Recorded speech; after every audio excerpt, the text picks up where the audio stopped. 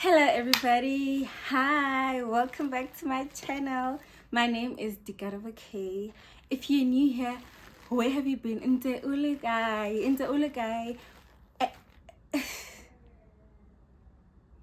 Hello everybody, I am Dikarabo. Welcome back to my channel. If you're new here, inte ulagai. Why haven't you been subscribing to my channel? To this beauty, If you have been a subscriber, hello, welcome back.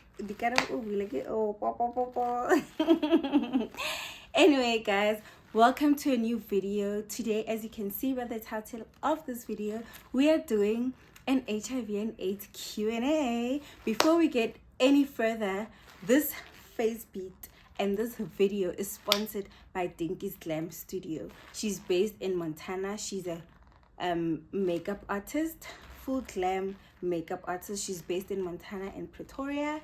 You can check her out on Instagram. I will leave her details right here. DINKYS GLAM STUDIO. I will leave her contact details as well in the description box. Now let's get down to the business of the day. So you might hear cars passing or birds or robana or whatever. Please, I'm at home, I'm not in a studio, so you're bound to hear such things, okay? Right. And I will be constantly looking down because I have the questions written on this book, on my journal. And I'm sipping on something.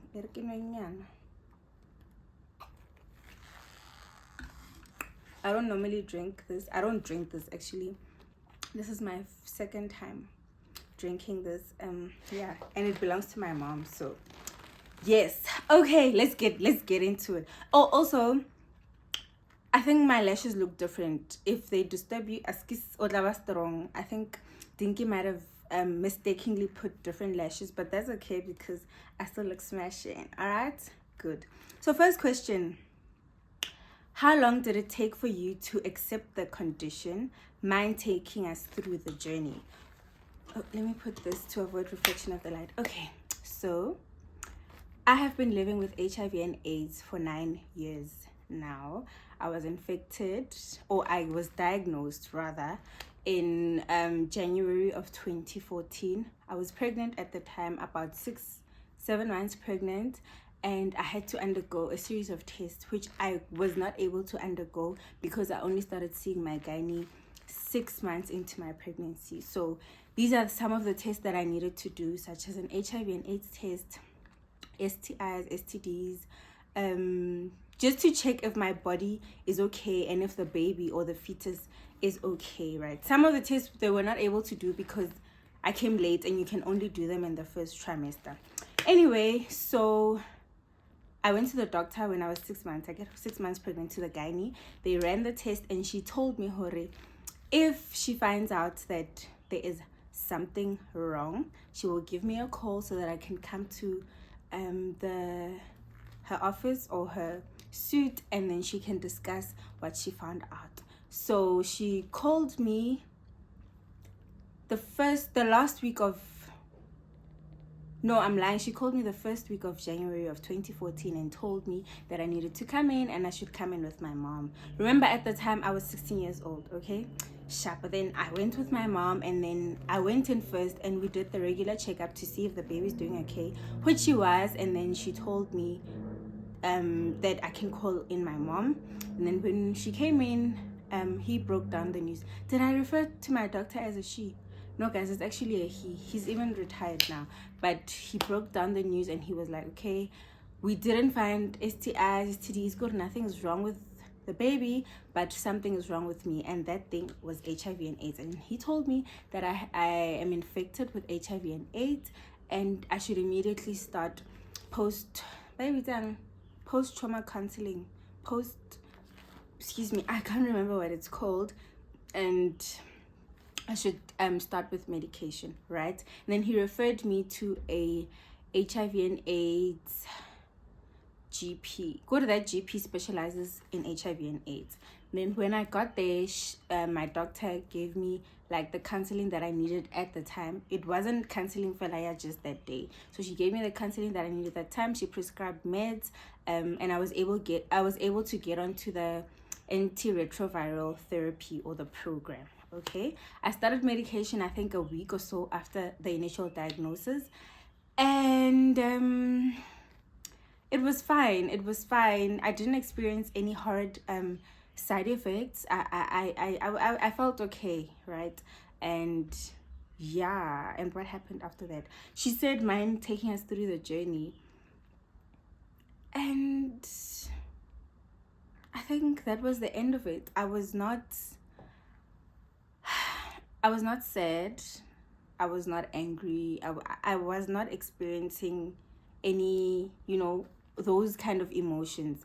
But I was worried, Hori, like, I'm going to have to now be on medication for the rest of my life. I'm going to now start... Good, I should start being more careful. And the only questions, though, that I was asking myself and God was that I'm so young for all of this, Am I going to be able to handle this, So, yes, but it was February, the first week of February. In fact, on the 2nd of February, I gave birth to Oabile. And immediately she was put on antiretroviral therapy as well to protect her from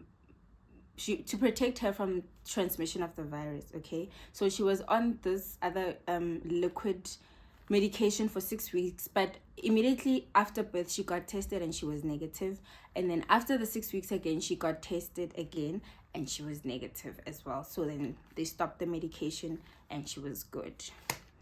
I think that is the start, or the introduction of this video. Let's get on to the next question. Okay, second question.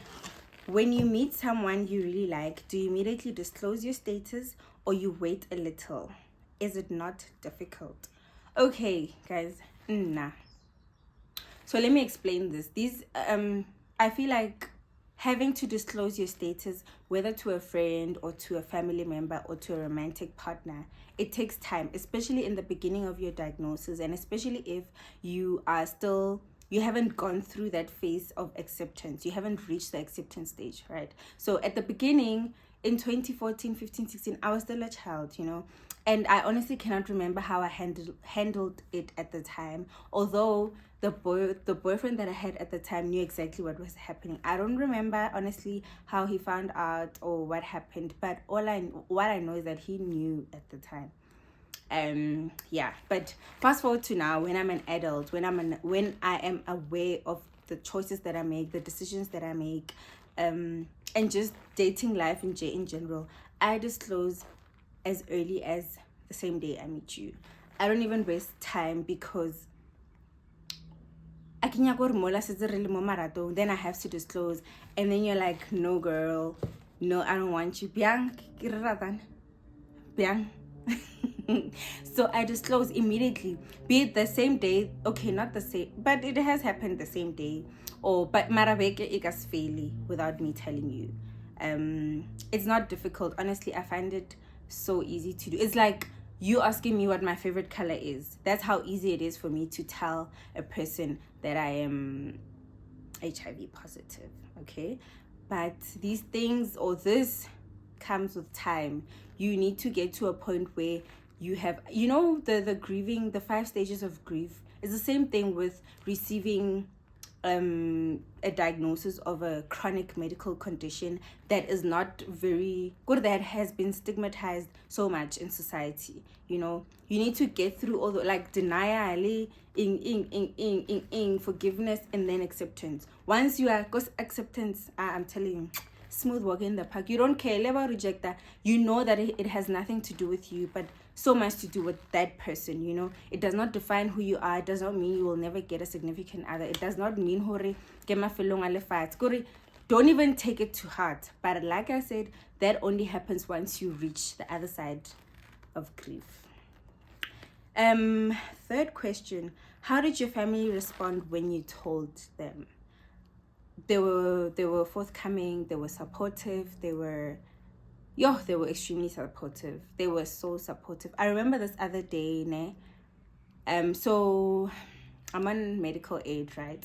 And I receive my medication through the medical aid's pharmacy, right? So every month they drop off the medication at my house. So that month there was a problem. I don't know if it was with my prescription or with the medical aid or with the pharmacy or with the courier, but something was definitely off. So I did not receive my medication when I was supposed to receive it, and then the pilistaka already failed, right?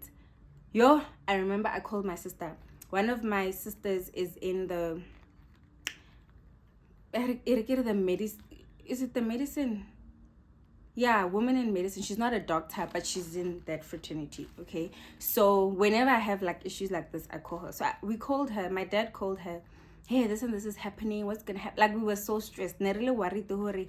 You know, my viral load. Yeah, and she was like, no, it's fine. Calm down. It's just a day. You won't die. Tomorrow we'll call them, and then they'll probably have it delivered by the end of the next day or the other day. But it wasn't a train smash. So my family. Let's wait for the thing. My family is very supportive, guys. Like, very, very, very, very, very, very. I cannot fault them. Okay, the next one, please explain mother to child transmission and how to prevent it. Okay, oops. Mother to child transmission is when the mother is pregnant, ne, or when the mother gives birth, right? When the mother transmits the HIV virus into the child or into the fetus, right? That is what mother to child transmission is. Now, how do you prevent mother to child? Oh, and a disclaimer, I am not a medical doctor. Please, I do not take my opinion and base it as a fact. Please go and do your research, visit your doctor, do whatever you need to do. But how do you prevent mother to child transmission? First of all, when you are pregnant, you need to get on antiretroviral therapy. The ARV, you need to get on those as soon as you know that you are infected. Number 2, immediately when the child is born, you need to get the child as well on antiretroviral therapy. That's number 2. Number 3 is the child needs to get tested before, well, immediately after birth and after 6 weeks, right? Number 4 is that you either exclusively breastfeed or you exclusively bottle feed. You can't go you cannot mix feed or at the same time. No. You cannot mix feed. You need to strictly either exclusively breastfeed or exclusively bottle feed. In my case, I exclusively bottle fed because I was still in school, and yeah, I had a high viral load. It was not possible for me to breastfeed because I was going to, transmit the virus to the child. So that is how you prevent mother to child transmission. Okay, the next question, please dismiss, as per your experience, false HIV symptoms or beliefs. False HIV symptoms. You're losing weight. Guys, loka twaragi flu, do you know that you lose weight? Hoka twaragi, any other disease, you lose weight. So weight loss is not the only symptom of HIV and AIDS, Another belief, rather, which is a false belief, is that you cannot transmit HIV and AIDS through saliva or through the mouth. No, HIV and AIDS is transmitted through bodily fluids, blood, semen, discharge, those kind of things. Not saliva. No, my darlings. No. Next question, how did you have the conversation around your status with your daughter? Guys, she doesn't know. She will not even watch this video, and I'm going to make sure of it. She doesn't know because I feel like she's at the age where she won't even understand what I'm saying. She's going to think, Gorio, Mama Kawalwala, and I'm not about to have that conversation with her right now. I'm only going to start having the conversation with her when she's like in grade 6 or 7, when they start learning about these kind of things, go LO, that's when I'm going to start having the conversation with her. She is not watching this video. Trust me, she isn't. Next question. What are the ridiculous or most shocking or even most naive reactions to your status from extended family members with regards to your status? Oh, buga, yeah. Guys, let me tell you guys something. Extended family members.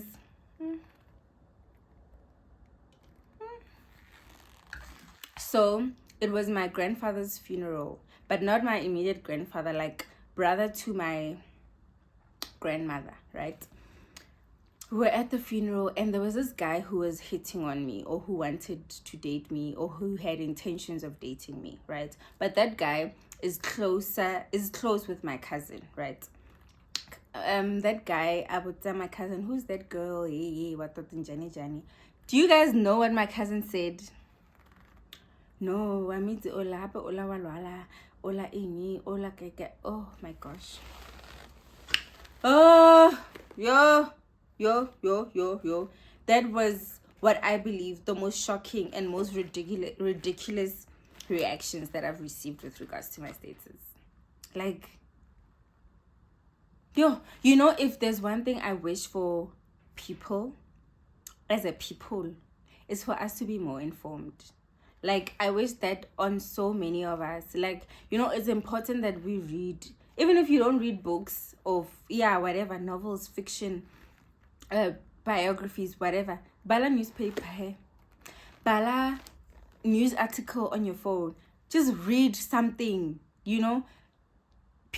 In the Bible, there's a verse in the Bible that says, my people will perish because of lack of knowledge. And believe you me, Ibona, please read, guys. So, but I didn't dwell on that situation a long time. In fact, it was water under the bridge for me. But yeah, did I confront the situation? Nope, I didn't. I left it at that. I didn't even bother because, no. Next question, how has it changed your dating life? I am more careful. I am more safe. And I take rejection quite well. Not that I get rejected, but it's easy for me to take rejection. For me, like I said in the beginning, rejection has nothing to do with you. It has everything to do with the next person, especially if you didn't do anything wrong. So, yeah, man. Otherwise, I'm more safe, I'm more careful, and it has taught me. So it taught me to deal with rejection, not just in relationships, but like in work, in school, in my personal life as well. What scares you about HIV? Nothing. Nothing scares me about it, because this is a condition, or like, it's not like cancer. You go through treatment, you might die. There's a high possibility that you might die. Diabetes as well. You can still drink medication and whatnot, but one wrong move, you die. You know what I mean? Or you can live not knowing that you are diabetic and you die. You know, I believe they are more dangerous, HIV and AIDS. And not to say that I am condoning unprotected sex and all of that jazz, no, but nothing scares me about HIV and AIDS. You can live with it until you know. How have you been navigating dating life, raising a child, and also taking care of yourself? I believe this is in relation to HIV and AIDS. Honestly, for me, HIV and AIDS, I see it's a non-factor in my life. It's like, for example, in life. Like, every single day, I know I have to bath, and that's not a factor that worries me. It's a non-factor. Same thing with HIV and AIDS. It's a non-factor in my life. I don't make decisions based around my status. I don't make big life decisions based on my life status, my HIV status. I hope you understand me. Have you ever had someone act offish after you disclosed to them? No. It was just that no. Actually, no. If they acted offish, it was not in my presence. Never. It was not in my presence.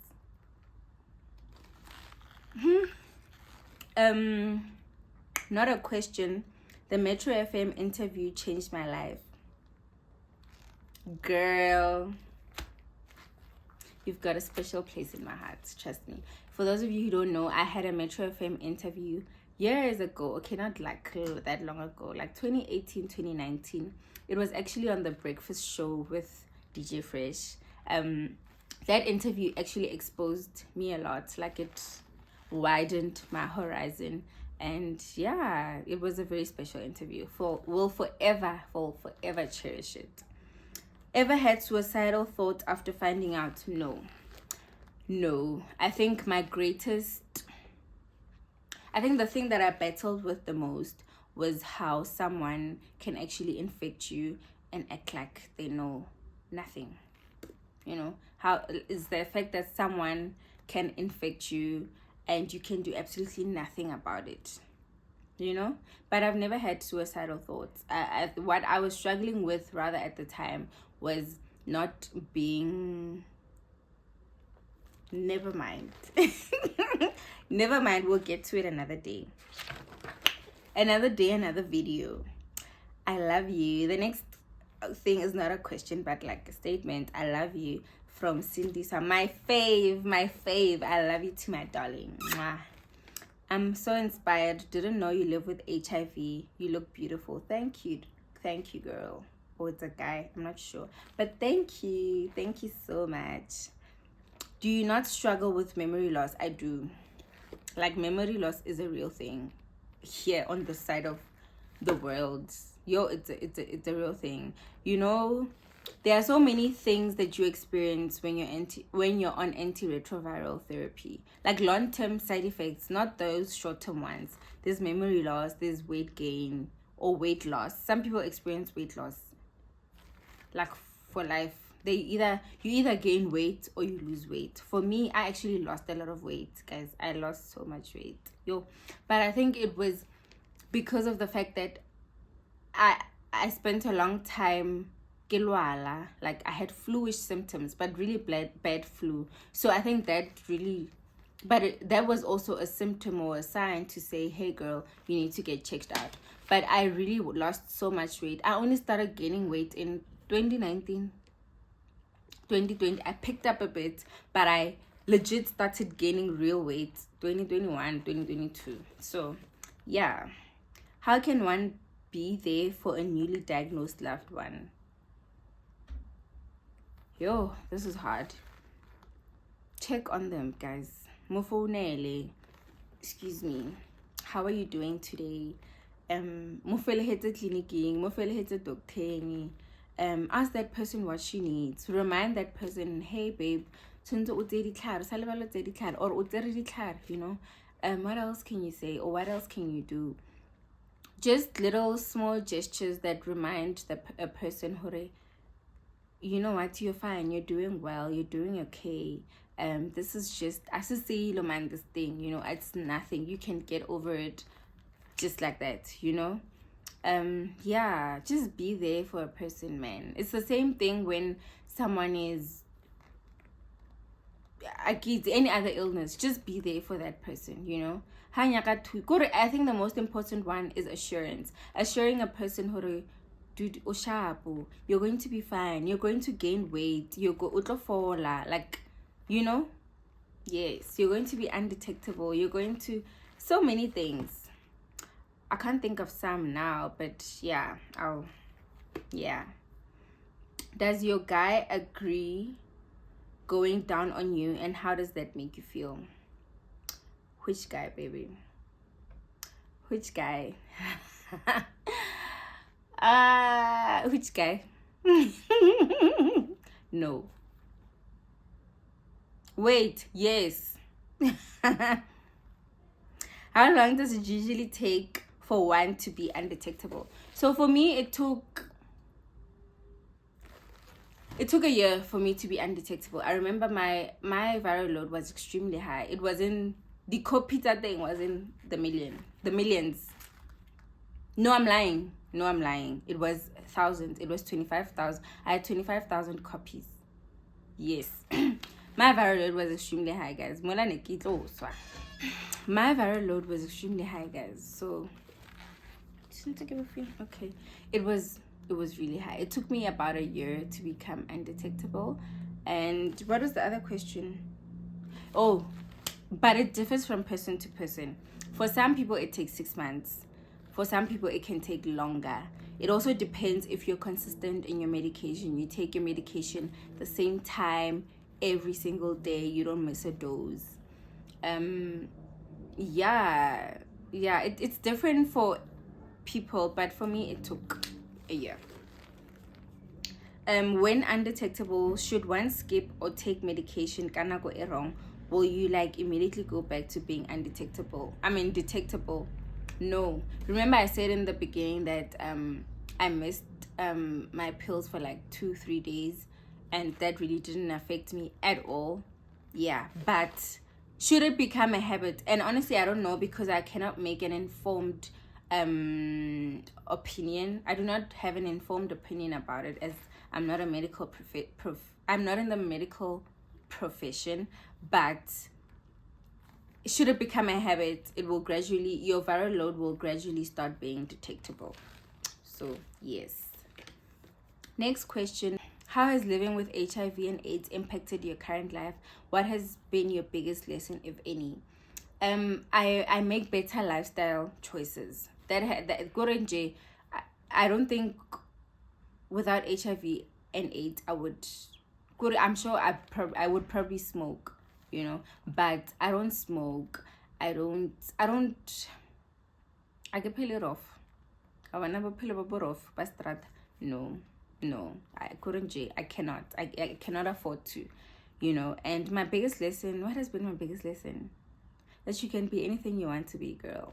Like, bona, you can be anything you want to be, HIV or not. Bona, wabatena, wabangena, wabanakipila bang. But I live with HIV and AIDS every single day, and you can't even tell, A lot of people act shocked and act surprised. Not act, but are shocked and surprised when I tell them, because they're just like, how? We, njani, babes. So, yeah, you can be anything and anyone you want to be, even with HIV and AIDS. Would you date someone living with HIV and AIDS? I feel like it's easier to be with someone who is positive, unlike negative. First of all, yes, I would be with someone who is HIV positive. But I personally feel like it's better being with someone who's HIV negative, Yeah, man, motho asalwaleng, ale healthy, ale sharp, Yes, HIV and AIDS, you can live with it throughout, but the fact remains is that you do live with a chronic condition. You do take medication every single day. Should you stop, you are going to die eventually, So, yeah. How has the relationship with the person? How is the relationship with the person who infected you? We do not have a relationship at all.